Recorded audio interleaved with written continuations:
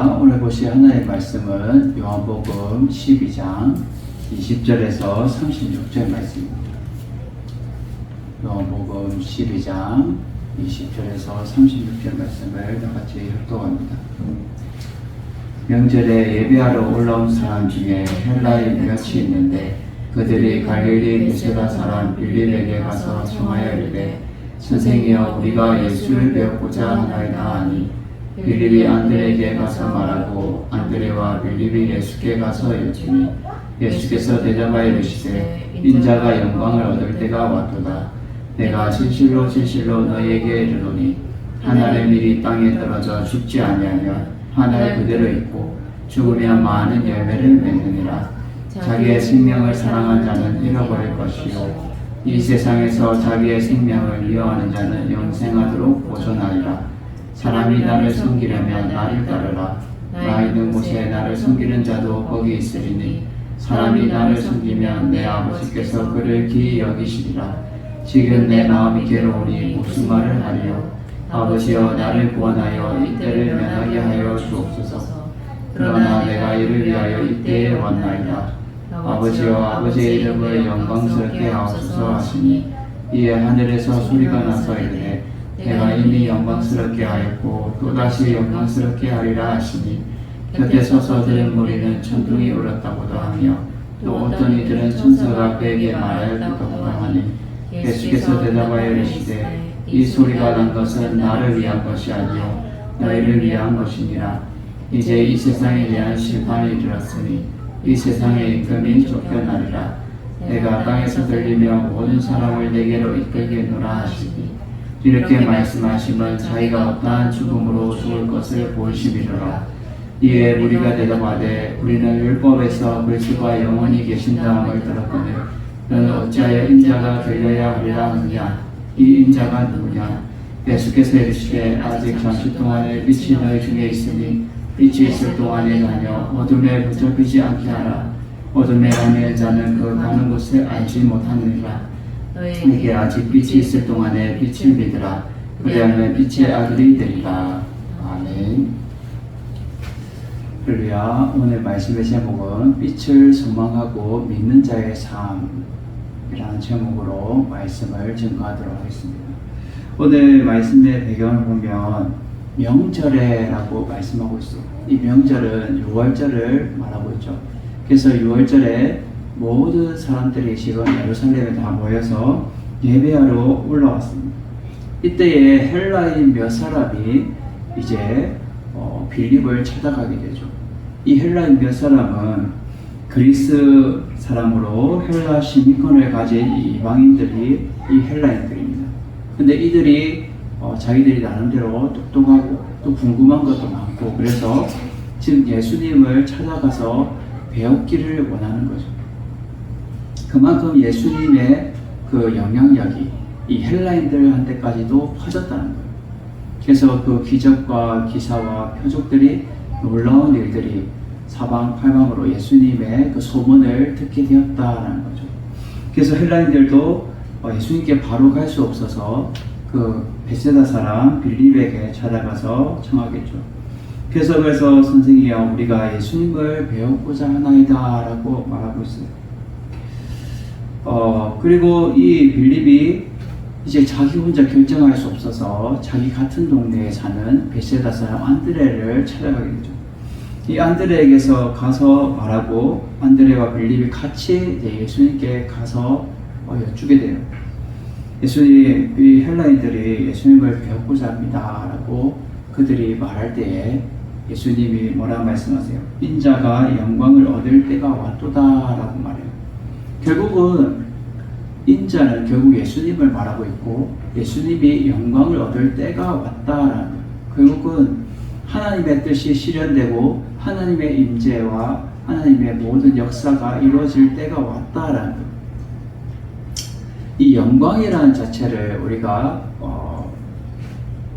이 의미를 찾아보면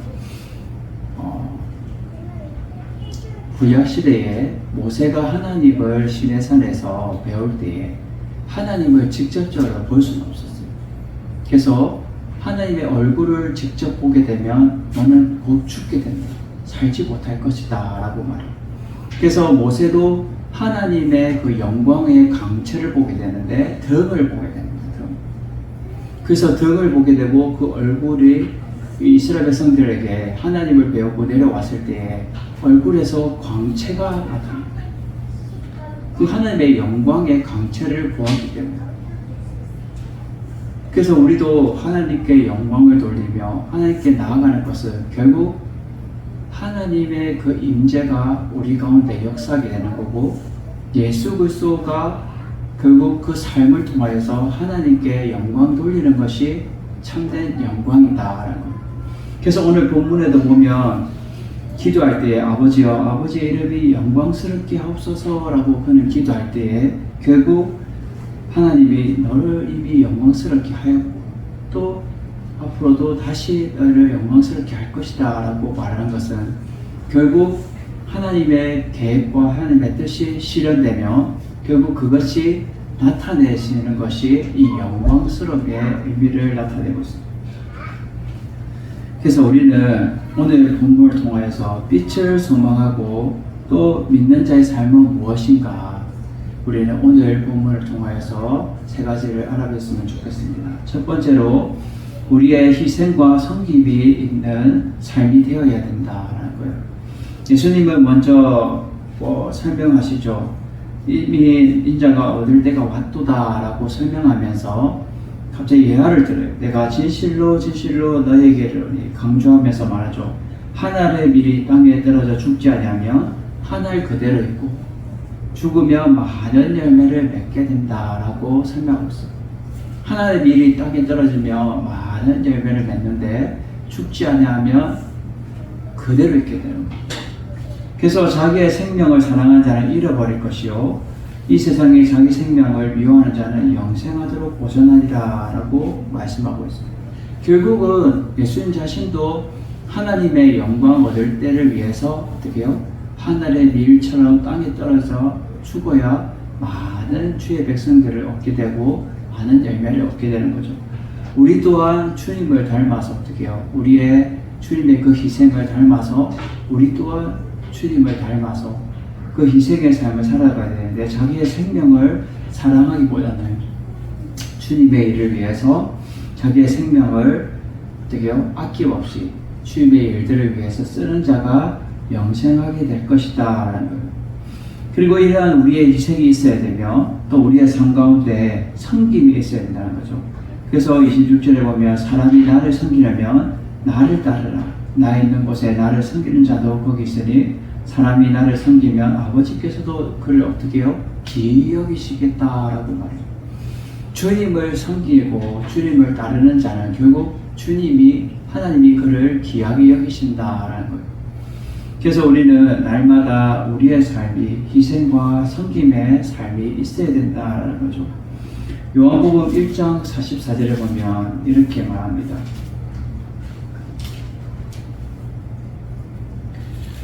빌립은 안드레와 베드로와 한 동네 베세다 사람이다 라고 그는 소개를 하고 있고 또 고린도전서 15장 30절 고린도전서 15장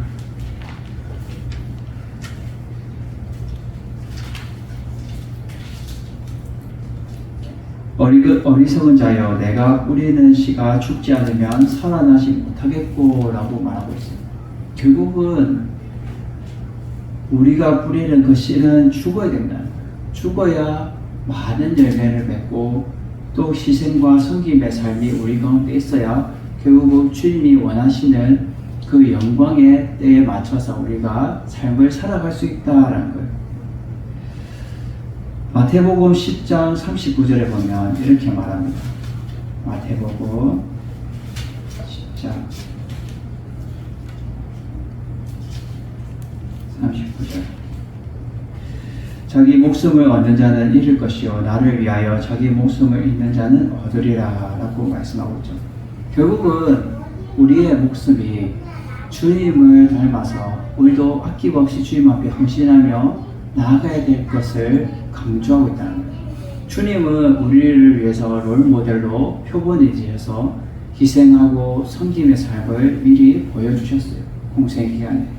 우리 또한 주님을 닮아서 우리가 희생과 섬김의 삶이 우리 가운데 있어야 돼요. 이러한 자가 빛을 소망하고 어떻게 해요? 믿는 자의 삶을 살아가는 것이다 라는 거예요. 두 번째로 예수님은 지금 우리의 기도에 부르짖음이 있어야 된다는 것을 가르쳐 주고 있어요. 그래서 예수님도 지금 기도하고 계시죠. 지금 내 마음이 괴로우니 무슨 말을 하리요? 아버지여 나를 구원하여 이때를 면하게 해주십시오. 인간으로서 감당하기 힘든 것을 지금 맞이하게 되는 거예요. 그럴 때 이것을 웬만하면 넘겨주시고 이걸 면하게 해주십시오. 넘겨주십시오 라고 말해요. 그런데 뭐라 말해요? 그러나 이를 위하여 이때에 내가 왔나이다 라고 그는 고백하고 있죠. 예수님은 결국 기도하면서 주님 앞에 부르짖는 삶을 살았다는 거예요. 그리고 아버지여 이름을 영광스럽게 하옵소서 라고 기도하게 되죠. 주님은 날마다 겟세마네 동산에서 하나님과 늘 교통하며 기도의 삶을 사셨다라는 거예요. 우리도 날마다 우리의 기도에 부르짖음이 있어야 되며 날마다 주님과 교통하는 삶이 우리 가운데 있어야 된다는 것을 가르쳐주고 있다는 거예요. 그럴 때 하나님이 우리를 영광스럽게 하고 또 영광스럽게 할 것이다 라는 거예요.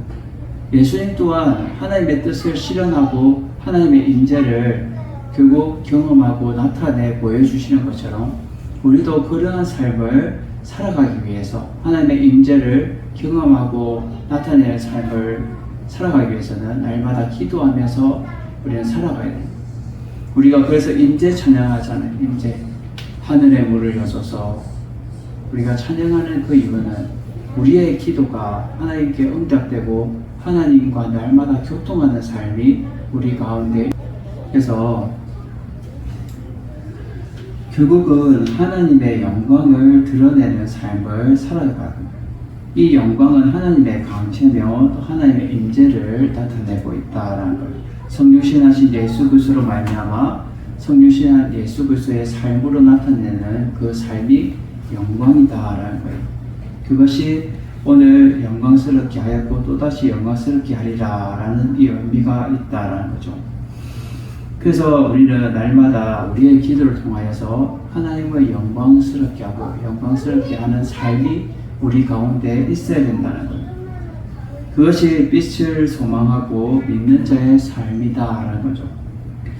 마지막이 빛을 소망하고 믿는 자의 삶을 세 번째는 어둠에 붙잡히지 않고 빛을 믿는 믿음이 있어야 된다라는 거예요.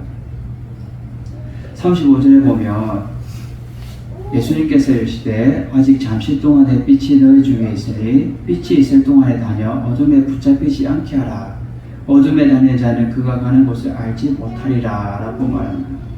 결국 예수님이 빛이시면서 그 빛이 있을 동안에 그것을 빛을 붙잡는 삶이 되어야 된다는 거예요. 어둠을 붙잡지 말고 빛을 붙잡고 믿는 삶이 되어야 된다는 거예요. 그래서 30절에 보면 예수님께서 이 소리가 난 것은 하나님의 그 영광을 나타내면서 소리 난 것은 나를 위한 것이 아니라 너희를 위한 것이다 라고 말씀하면서 결국은 우리를 위해서 자신이 어떠한 죽음으로 죽으실 것에 대해서 말씀하고 있다는 거예요. 그래서 빛이 우리 중에 있을 때에 빛을 우리가 붙잡는 자가 되어야 되고 또 우리가 36절에 보면 너희에게 아직 빛이 있을 동안에 빛을 믿으라. 그리하면 빛의 아들이 되리라 라고 말씀하고 있어요. 결국은 우리는 예수 그리스도를 붙잡고 예수 그리스도를 믿고 의지하면서 바라보는 신앙이 우리 가운데 있어야 된다라는 거예요. 날마다 우리는 빛을 소망하고 빛을 믿는 자의 삶이 되어야 되는 거예요. 그래서 예수 그리스도를 바라보고 예수 그리스도를 위해서 우리가 살아가는 그 거룩한 삶이 되어야 된다는 거예요. 그래서 오늘 우리는 본문을 통하여서 우리의 희생과 섬김이 있는 삶이 되어야 되며 또 주님이 가르치신 그 기도의 부르짖음의 모습을 보면서 우리도 날마다 하나님을 부르짖는 삶이 되어야 돼요. 세 번째로 어둠에 붙잡히지 않고 빛을 소망하는 여러분 되시기를 주님의 이름으로 축원드립니다.